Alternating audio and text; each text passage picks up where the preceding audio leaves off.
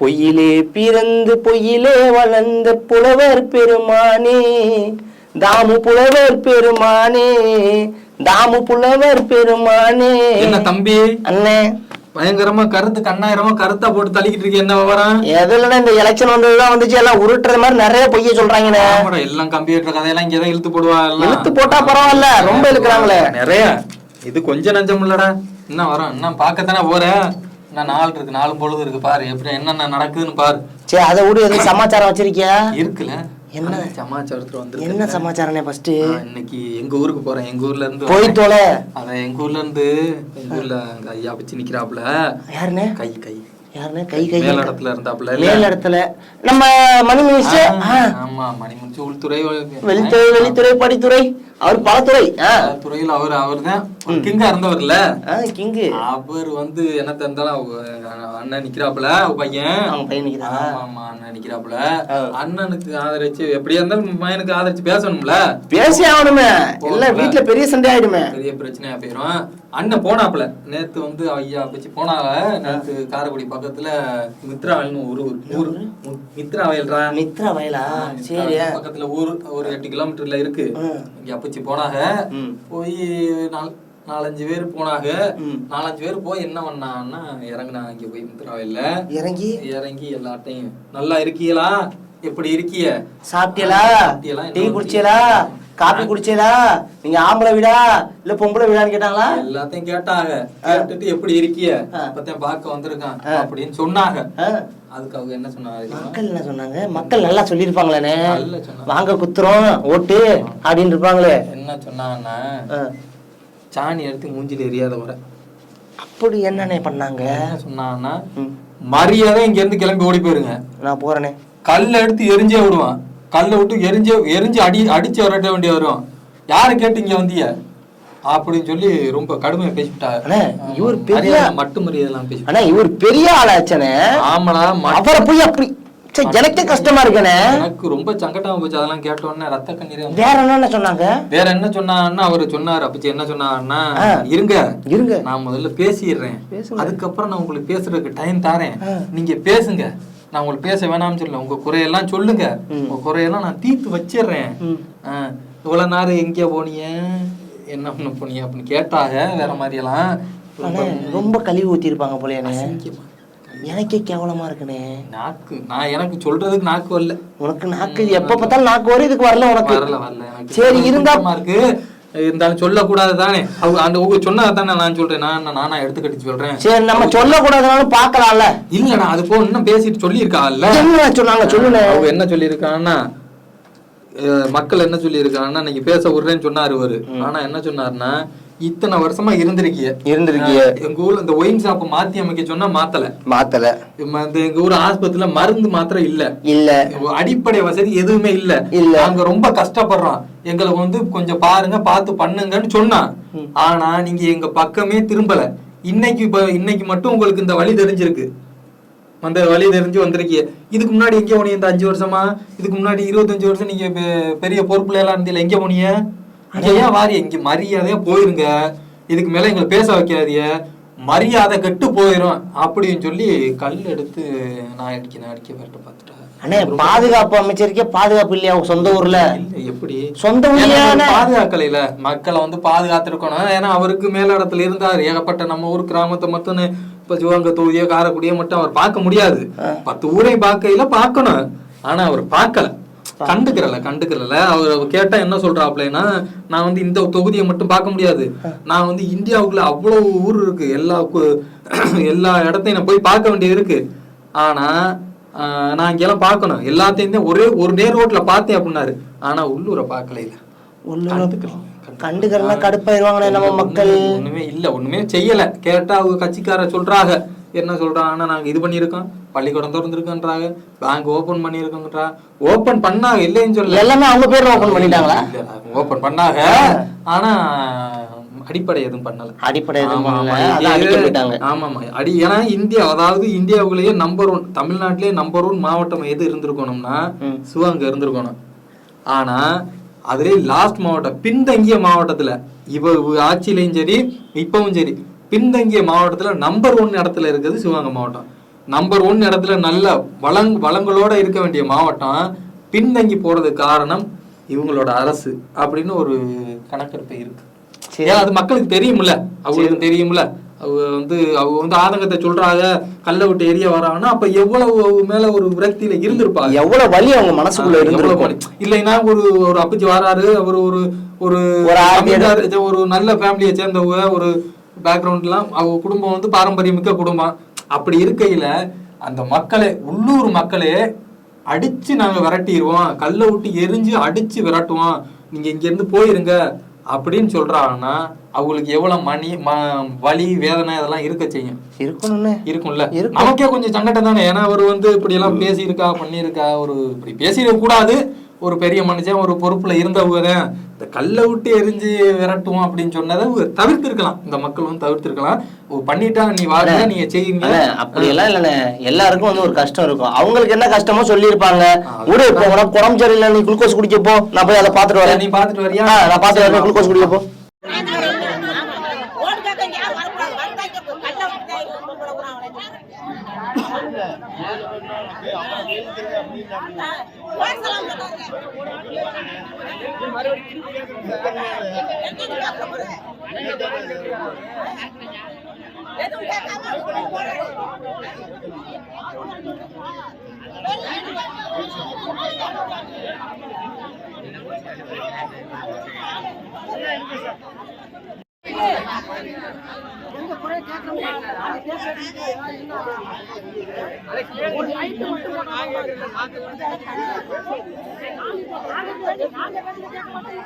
பேச வேண்டாம் சொல்லுங்க. நான் சொல்றத கேளுங்கம்மா. இந்த பாருங்க, நான் பேசுறதுக்கு எனக்கு உரிமை இருக்கு, நீங்க பேசுறதுக்கு உங்களுக்கு உரிமை இருக்கு. சொல்ற கேளுங்க. ஓட்டு போடுறது இருக்கட்டும்மா, பேசுறது நான் பேசுறேன், நீங்க இப்ப பேசுங்கன்னு சொல்றேன். நான் பேச வேண்டாம்னு சொல்லுங்க, பேசுங்கன்னு சொல்றேன். நல்லா மைக் போட்டு மேடை போட்டு பேசுங்க. சுதந்திர நாடு யாரு வேணாலும் பேசுறேன். இந்த சுதந்திரம் பாதுகாக்கப்பட வேண்டும் என்பதற்காக தான் நான் நினைக்கிறேன். இந்த சுதந்திரம் பறிபோய்விடும் என்ற அச்சம் தான் எனக்கு. பாரதிய ஜனதா கட்சி ஆட்சி நடப்புற பார்க்கும்போது என்ன எங்க வர நான் வேட்பாளர் வராங்க போய் பாத்துட்டு எந்த வேட்பாளர் போய் அவங்க பேசுறத கேக்குறதுக்கு அவ்வளவு இன்ட்ரெஸ்ட் ஆர்வமா இருக்கியாடா? வெங்காயம் கிடையாது கையெடு. அப்புறம் என்ன பார்த்தாதான் உண்டு, அதுக்கப்புறம் நான் பார்க்க முடியாது. ஒரு 5 வருஷம் பார்க்க முடியாது. அங்கேயே போற கௌரவம் போறியா என்ன? இல்லண்ணே, ஏதாவது தேரும் போயிட்டு வரேன். அதுக்கெல்லாம் ஆள் நிறைய போயிருச்சு. அதெல்லாம் ஒன்று போவானா நில்லு, நான் ஒரு இது வச்சிருக்கேன். என்ன வச்சிருக்கேன் சமாச்சாரம்? நேத்து சோழிங்கர் போனாரு. நேத்து போனாரு எங்க அண்ணன், சேலத்துக்காரர் போனாரு, சோழிங்கர் போனாரு. ஆமா, ஒரு நல்லா பேசினாப்ல. என்ன பேசினாப்ல? அப்படி அவர் நல்லா பேசுவாரு தெரியுமா? அது நம்ம ஆளுங்கட்சிக்காரர் இருக்காருல்ல, ஆளுங்கட்சிக்காரு அந்த ரெட்டை கொடி. ஆமா, 2 கலரு. அவரை வந்து கழுவி ஊத்திட்டான். இது என்னமோ புதிய சமாச்சாரம் மாதிரி சொல்றேன். அவர் டெய்லி கழுவி ஊத்துறாங்க, மாறி மாறி தான் நான் கேட்டுட்டு தான் இருக்கேன். புதுசா கழுவி ஊத்துறாங்க. இன்னைக்கு பேசணும் ரொம்ப நாராசமா இருந்துச்சு. என்ன கருமம், உனக்கே கருமம்னு தோணுச்சா? அப்படி என்ன பேசினாங்க? எனக்கே காது கேட்க முடியல. கேட்காத வார்த்தை இருக்காது, உனக்கே கேட்காத வார்த்தையா இருந்திருக்கு.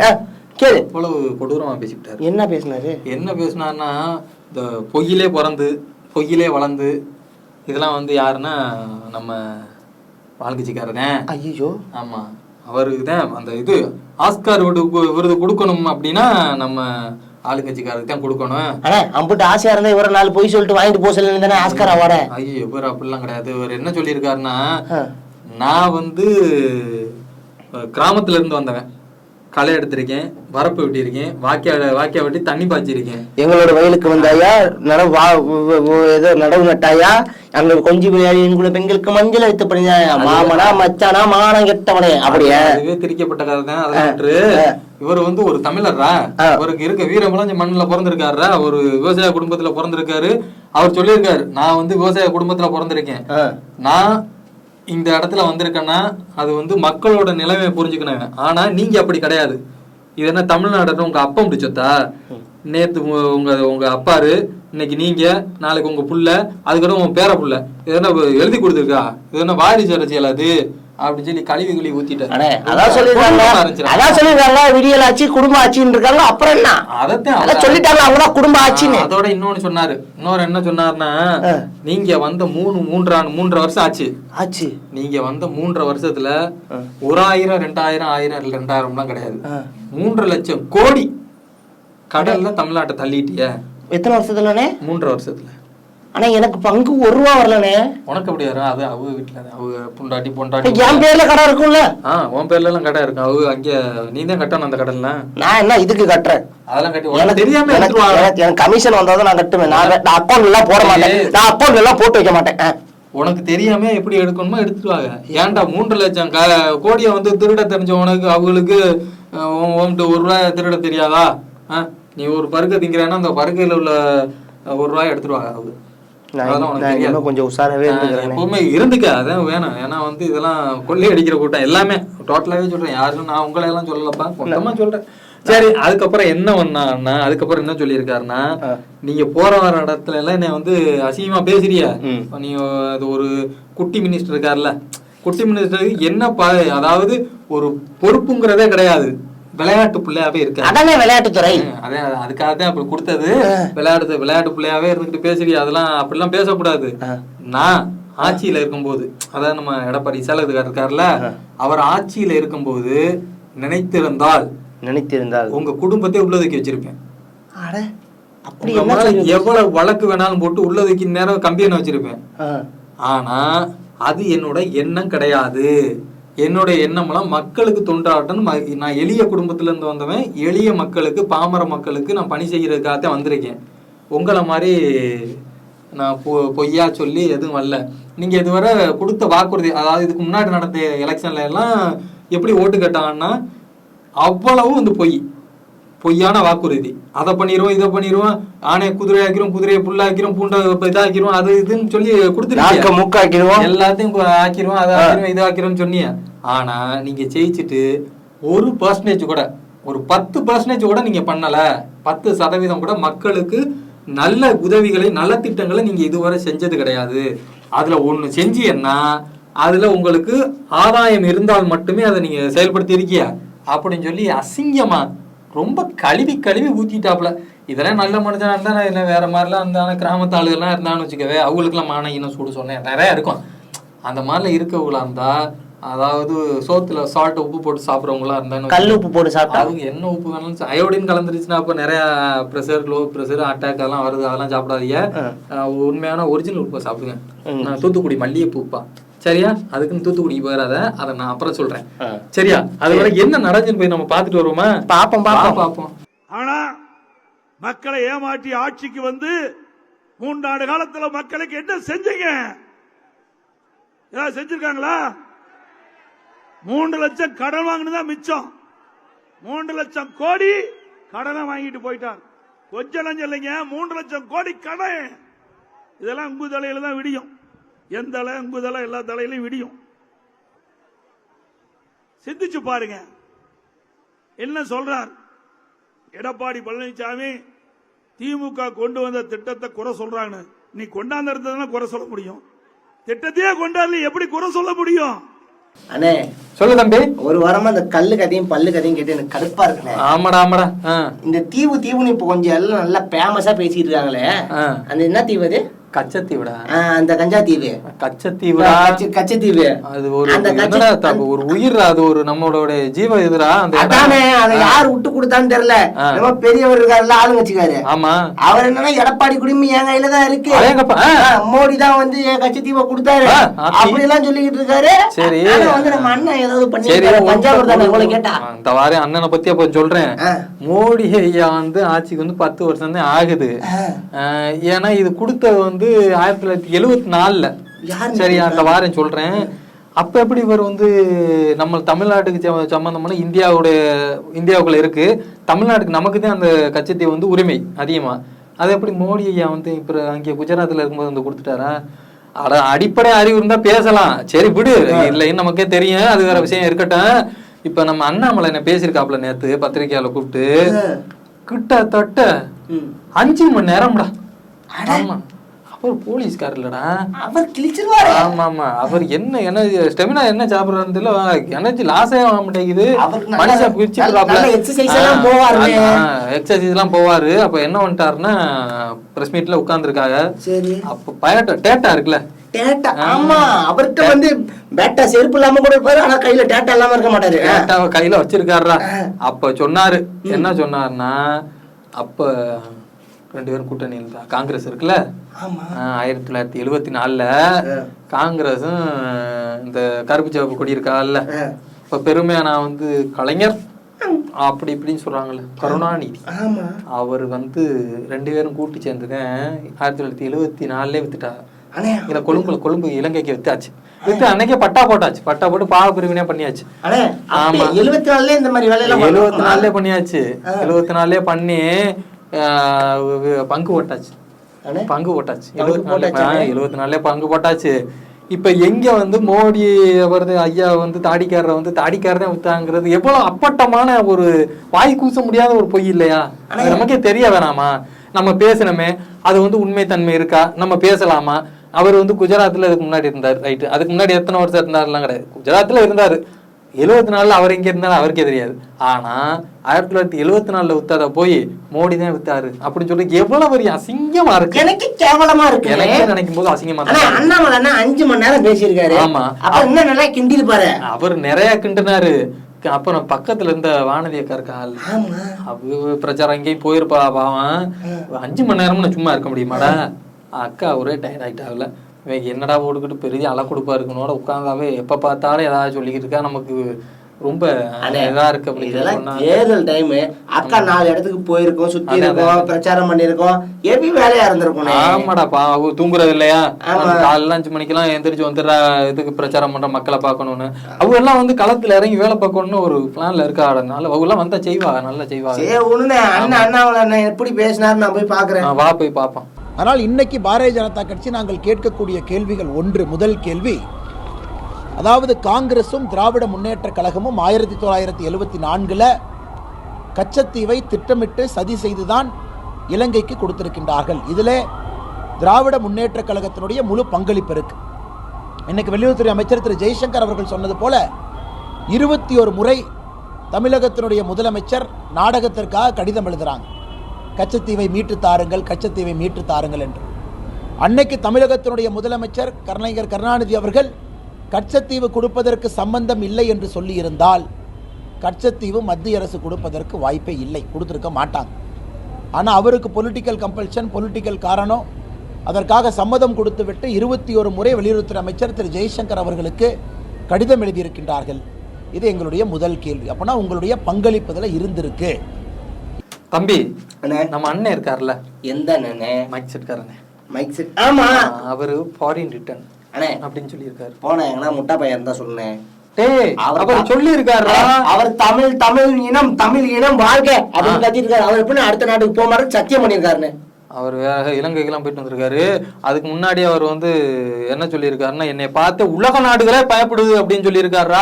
உள்ளூர்காரங்களே இவ்வளவு பயப்படும் போது உலக நாடு பயப்படாத, அதனாலதான் சொல்லியிருக்காரு. அந்த பயப்படுறதுனாலதான் அண்ணனை வந்து கனடா அமெரிக்கா போகும்போது அண்ணனை வந்து கைது பண்ணி அவர் கடவுச்சீட்டு இருக்குல்ல, கடவுச்சீட்டு, ஆமா பாஸ்போர்ட், அதெல்லாம் பிடிங்கி வச்சுக்கிட்டா. அப்படி அதனாலதான் நான் வந்து ஃபாரின் ரிட்டர்ன் அப்படின்னு சொல்லியிருக்கேன். ஆமா, அங்க இருந்து அனுப்பி விட்டாங்கல்ல, ஃபாரின் போனவரை அனுப்பி விட்டாங்க, அதனால ரிட்டர்ன் வந்துட்டாருல, அதனாலதான் ஃபாரின் ரிட்டர்ன் அப்படின்னு சொல்லிட்டாரு. ஆமா ஆமா, வேற ஏதாவது சமாச்சாரம் சொன்னாரா? இருக்குல்ல, அண்ணன் சொல்லி இருக்காருலடா. அவர் சொல்லாம எப்படி போவாரு? நிறைய சொல்லி இருக்காரு. என்ன சொல்லி இருக்காருன்னா, நேத்து போகும்போது என்னை பார்த்தா பூரா பேருக்கும் பயமா இருக்கு, பயப்படுறாங்க. ஆனா வந்து மக்கள் கிடையாது, என்னை பார்த்து பயப்படுறாருன்னா லஞ்சம், ஊழல், இந்த மாதிரி எல்லாம் இருக்குல்ல, அந்த மாதிரி குற்றவாளிகள் இருக்காங்கல்ல, இந்த குரூப்பெல்லாம் என்னை பார்த்தாவே டர் ஆகுது அப்படின்னு சொல்லியிருக்கா. இதனாலதான் என்னோட கட்சியையும் என்னோட சின்னத்தையும் முடக்குறதுக்கு பாக்குறாங்க அப்படின்னு அண்ணன் வந்து ரொம்ப ஆதங்கமா சொல்லியிருக்காப்ல. ரொம்ப உணர்ச்சி வசப்பட்டு பேசியிருக்காப்ல. அது பேசினாவே இப்போ உணர்ச்சி வசமா தான் பேசியிருக்காரு. அது போல இன்னொன்னு சொல்லியிருக்காரு, அதாவது இப்போ வந்து தமிழ் அண்ணன் எப்பவுமே தமிழ் வீரமா பேசுவார்ல, சூப்பரா பேசுவாரு. இப்போ நம்ம பேசி காட்டா, நம்ம அண்ணன் மாதிரியே பேசு. தமிழினம் வாழ்க, இந்த நாடு என் கையில சிக்கிச்சு செத்துச்சு அப்படிலாம் சொல்லுவார்ல. நம்ம ஐயா இருக்காருல்ல, மேல இடத்துல இருக்காருல்ல, தாடிக்காரையா, அப்புறம் இங்க ஆளுங்கட்சிக்காரரு, அப்புறம் குட்டி அமைச்சரா அவரு, அவங்க அத்தை, அதாவது நம்ம அவங்க எல்லாம் வந்து தமிழ் தமிழ் செம்மொழியான தமிழ் அப்படிலாம் சொல்றாங்கல்ல. பாட்டு எடுத்ததே அவங்க தானே, அவங்க எல்லாம் கிடையாது, ரகுமான் தான். அது நான் சொல்றதை கேளு. அவங்க சொல்லியிருக்காங்க, அவங்க எல்லாம் வந்து தமிழ்னு சொல்றாங்க, எங்க போனாலும் தமிழை பத்தியே பேசுறாங்க. நான் தான் தமிழர், நான் தான் தமிழை பத்தி பேசுவேன், தமிழ் பற்றாள நான் தான். இவங்களுக்கும் தமிழுக்கு என்ன சம்பந்தம் அப்படின்னு கேட்டா அதை உண்மைதான், கேட்டாலும் உண்மைதான், சரியாத்தான் கேட்டிருக்காரு. அப்படியே காப்பி அடிச்சு அவர் என்ன சொல்லியிருக்காரு, என் கண்டென்ட் அப்படியே காப்பி அடிச்சு யாரும் எழுதி கொடுக்குறா ஐயா, நான் பேசுறத யாரும் ஒட்டு கேட்டு எழுதி கொடுத்து இவங்களை பேச வைக்கிறா, நான் என்ன சொல்றேனோ அதை தான் சொல்லியிருக்கா அப்படின்னு ரொம்ப அசிங்கப்படுத்திட்டாப்ல. ஆமா. அப்புறம் வந்துட்டு இன்னொன்னு சொன்னாரா, என்ன சொன்னது, வெள்ளைக்காரன் வெளிநாட்டுக்காரர் இருக்காருல்ல, வெள்ளைக்காரனை கூட நம்பிடலாம், இந்த கொள்ளக்காரங்களும் நம்ப கூடாதுன்னு சொல்லியிருக்காரு. ஆனா அந்த கொள்ளக்காரன் யாரும் உனக்கும் தெரியும், நான் சொல்ல மாட்டேன், நான் சொன்னா வெளியே போய் மாட்டிக்குவேன் இல்ல, அதையும் சொல்லியிருக்காங்க, அதையும் சொல்லியிருக்காரு அண்ணன் சொல்லியிருக்காரு. சொல்லக்கூடாது, வேணாம், தப்பு. இன்னொன்னு சொல்லியிருக்காரு அண்ணன் இல்ல நம்ம பேர் சொல்லியிருக்காரு, யாரு, ஆளுங்கட்சிக்காரு. என்ன சொல்லியிருக்காருன்னா, எங்க கட்சியில கருப்பு சிவப்பு இருக்குல்ல, எங்க கட்சியில 90% பேர் இந்து தான் இருக்காங்க அப்படின்னு இவர் சொல்லியிருக்காரு. யாரு, ஆளுங்கட்சிக்காரு. சரி, அதுக்கு அண்ணன் ஒண்ணு கேட்டிருக்காப்ல, நாக்கு அப்படிங்கிற மாதிரி, உங்க கட்சியில 90% தான் இந்துனா, அப்ப இவன் இந்து, இவன் கிறிஸ்டின், இவன் முஸ்லிமு, இவன் இன்ன ஜாதி, இந்த மதத்துக்காரன் அப்படின்னு ஆளு அப்ப கேட்டுதான் சேர்க்கிறியா? சரி, சமூக நீதின்னு சொல்றியே, சமூக நீதி அடிப்படையில எத்தனை இந்துக்களுக்கோ எத்தனை கிறிஸ்டினுக்கு எத்தனை முஸ்லிம்களுக்கு நீ தொகுதிக்கு சீட்டு கொடுத்துருக்கிய, அதை சொல்லுங்க. சொல்லலைன்னா ஏதாவது ஒரு அரங்கத்துக்கு வாங்க, இது போடுவான், டிபேட் எடுப்பான் அப்படின்னு ரொம்ப பேசிவிட்டாப்ல, ரொம்ப. ஆமா, கேட்டிருக்காரு. ஆமா, அதுக்கப்புறம் இன்னொன்னு சொல்லியிருக்காரு, அப்புறம் மக்களை பார்த்து ஒண்ணு, இதெல்லாம் அவங்கள பத்தி கேட்டாரு, அதுக்கு அடுத்து மக்களை பார்த்து ஒண்ணு கேட்டாரு. மக்கள் எப்படி ஓட்டு போடணும் தானே கேட்பாரு அண்ணன். இல்ல, இன்னொன்னு கேட்டாரு, உங்களுக்கு மான ஈனம் சூடு சொரணை எதுவும் இல்லையா? சோத்துல உப்பு போட்டு தின்னியன்னா இருக்கும், பழைய கஞ்சி குடிச்சேன்னா இருக்கும், ஆனா நீங்க குடிக்கிறதெல்லாம் வந்து, நீங்க சாப்பிட்றதெல்லாம் வந்து ஃப்ரைட் ரைஸ் நூடுல்ஸ் இந்த மாதிரி சாப்பிட்டீங்கன்னா 13 வருஷத்துக்கு ஒருக்கா மரபணு மாறி போயிடும். நான் தாண்டா வந்து சொல்ல வேண்டியா இருக்கு உங்ககிட்ட, நீ வந்து மானத்தமிழ ஈனத்தமிழ மரத்தமிழாண்டா, நீ அடுத்தவனுக்கு அடிபணியாத அப்படின்னு நான் சொல்ல வேண்டியா இருக்கு, இன்னையாவது திருந்துங்கப்பா அப்படின்னு அண்ணன் கொஞ்சம் கடுமையா பேசிட்டாப்ல. அண்ணே கரெக்டா தான் கேட்டிருக்காரு, ஆனா என்னதான் இது பண்ணாலே அண்ணன் இவ்வளவு கோவப்பட்டா லாஸ்ட் போகும்போது ஏதாவது ஒரு ஃபன் பண்ணிருப்பாரு. பண்ணார், அப்படியெல்லாம் சொன்னவரு இன்னொன்னு சொல்லி இருக்காரு. என்ன சொன்னாரு? நம்ம இளஞ்சூரியனா, ஆமா, அவர் வந்து கங்காரு குட்டி அப்படின்னு சொல்லியிருக்காரு. கங்காரு குட்டியா? கங்காரு குட்டினா என்னன்னு தெரியுமா? கங்காரு குட்டி இப்படி தாவி தாவி போகும். தாவி போகாதரா, கங்காரு வந்து நம்ம குட்டியெல்லாம் வந்து வகுத்துல ஒரு பை மாதிரி வச்சு அதுக்குள்ளதான் பாதுகாக்கும். அந்த மாதிரி இப்ப நம்ம முதல்வர் இருக்காருல்ல, இவங்க அப்பா வந்து ஒரு பெரிய கங்காரு, ஏன்னா வந்து அவங்கள வந்து பாதுகாத்தாப்ல அவங்க பையனை, அதுக்கப்புறம் அவங்க பையன் வந்ததுக்கு அப்புறம் இப்ப இவரு குட்டி மினிஸ்டர் வந்து பாதுகாத்தாரு, உள்ள பாதுகாக்கிறாரு. அவருக்கு ஒரு போஸ்டிங் கொடுத்திருந்தாங்க, அந்த போஸ்டிங் அதாவது 60 வயசுலயும் இளைஞரணி தலைவரா இருந்தாப்ல. ஆமா, 60 வயசுல இருந்தாப்ல, தங்கமான ஆளு. அவரு வேற பொறுப்புக்கு வந்தோடனே அவங்க பையன் அந்த இடத்துக்கு தாவிட்டாப்ல. அப்ப வந்து இப்படியே பாதுகாத்துட்டு வரால, அதனால சூசகமா சொல்லியிருக்காப்ல, கங்காரு குட்டி கங்காரோ அப்படின்னு சொல்லியிருக்கா. சரி விடு, அண்ணன் இவ்வளவு கோவப்பட்டு பேச லாஸ்ட் ஃபன் பண்ணிருப்பாரு. பண்ணிருக்காருல்ல. ஆமா, அந்த கூட்டத்துல அண்ணன் ஒருத்தர் அண்ணனை பார்த்து ரொம்ப விருப்பப்பட்டாப்ல போல. அண்ணனை பார்த்து என்ன சொல்லியிருக்கான்னா, ஐ லவ் யூ, நான் உன்னை காதலிக்கிறேன் அப்படின்னு அண்ணனை பார்த்து ஒருத்தர் சொல்லியிருக்காப்ல. அதுக்கு அண்ணன் பதில் சொல்லணும்ல, அவரும் சொல்லியிருக்காரு, நானும் உன்னை காதலிக்கிறேன், என்னை கைவிட்டு விடாதே, போகும்போது எனக்கு ஒரு ஓட்டை குத்திட்டு போயிரு அப்படின்னு சொல்லி அண்ணன் அப்ப கூட கரெக்டா இருக்காரு பத்தியா இல்லையா? இருக்காரு, நம்மளே சொல்லிக்கிட்டு இருந்தா அப்படின்னு பாப்போம். எங்க எங்க எங்க தாத்தா பட்டுக்கோட்டை, திட்டம் போட்டு திருடுற கூட்டம் திருடி கொண்டே இருக்குது, அதை சட்டம் போட்டு தடுக்கிற கூட்டம் தடுத்து கொண்டே இருக்குது, திருடனாய் பார்த்து திருடாவிட்டால் திருட்டை ஒழிக்க முடியாது, திருடனாய் பார்த்து திருந்தாவிட்டால் திருட்டை ஒழிக்க முடியாது, ஒழிக்கணும், இல்லைன்னா அவங்கள மொத்தமா ஒழிக்கணும். இந்த ரெண்டுல ஒண்ணு பண்ணணும். ஏமாத்திட்டே இருப்பான். உனக்கு இனிப்பான வார்த்தை 1000 ரூபா கொடுக்குறாங்க. எவன் அப்பம்ட்டு காசு?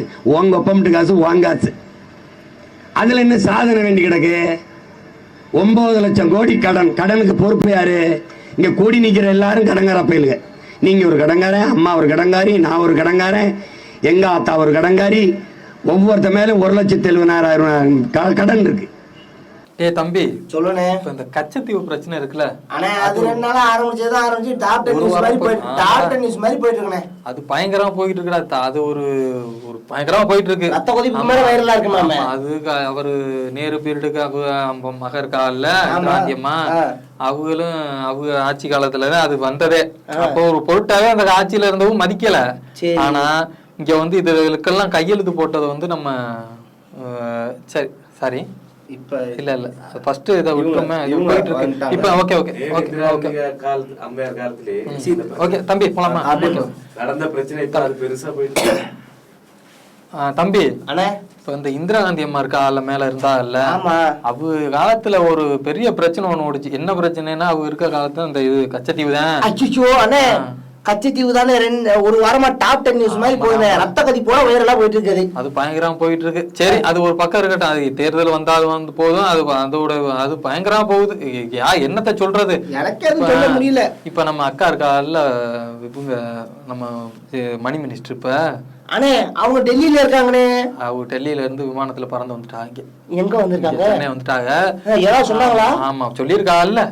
சொல்லியிருக்காங்க. என்ன சொல்லியிருக்காங்கன்னா, இந்த இப்ப இருக்கால இந்த கருப்பு சாப்புக்கார இவங்களுக்கு இந்த கச்சத்தீவு பத்தி பேசுறதுக்கு அருகதையே கிடையாது.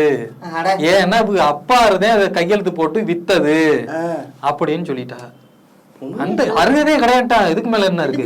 எனக்கு எங்க மூஞ்சிட்டு போய் இவர் பேசுறது நாங்க கச்சத்தீவை மீட்போம், கச்சத்தீவுன்னு சொல்றாரு. இவர் வந்து அந்த வார்த்தையே எடுக்க கூடாது. ஏன்னா அப்பாரும் அப்ப காங்கிரஸ் கட்சின்னு இதை வந்து தாரவாத்து கொடுத்தது.